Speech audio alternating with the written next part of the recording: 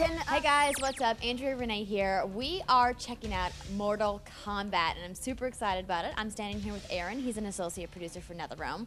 So we just got done doing a demo of the game, and Jessica and I are both huge Mortal Kombat fans, and we love this. But for people who are maybe new to the franchise, what are the things they need to know about this game?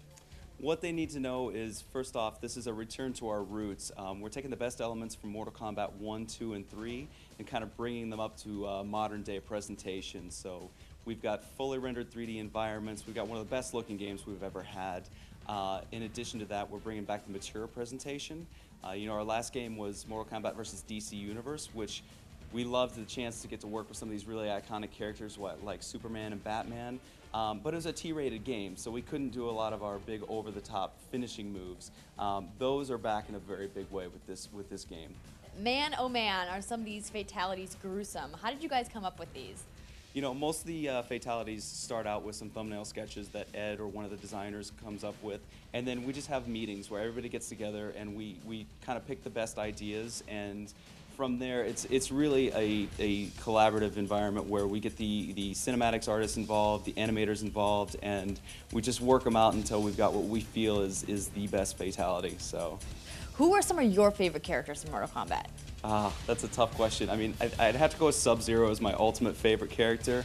But you know, here at GDC, we're actually really excited. We're showing off Noob, Ermac, Kano. We're showing these guys all off for the first time, letting people get their hands on. But overall, the roster is really, really great. It's really deep. And if you've got a favorite from 1, 2, or 3, there's a really good chance they're in the game. So let's talk a little bit about the Challenge Tower. We've brought it back. It's bigger than ever. There's 300 unique challenges in the tower. For an average player like myself, it's probably going to be about 8 to 10 hours of gameplay. So it's a significant amount of content to add to the regular fighting and everything else that's in the game. Within the Challenge Tower, you're going to see some other returning favorites. We've got Test Your Might, Test Your Strike, and Test Your Sight in there. There's also a fourth one. It's a new one, and it's probably my favorite thing in the entire game. It's called Test Your Luck, and it's just there's a lot of randomization to it. You pick a character you want to play with, a slot machine style reel pops up, and it just starts adding modifiers to the combat to make things a little interesting, shall we say.